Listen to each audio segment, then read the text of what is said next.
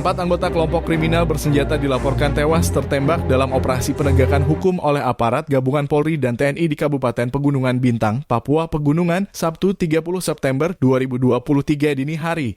Aparat yang tergabung dalam Satgas Damai Kartens 2023 menyergap anggota KKB di Kampung Mondusit, Distrik Serambakon.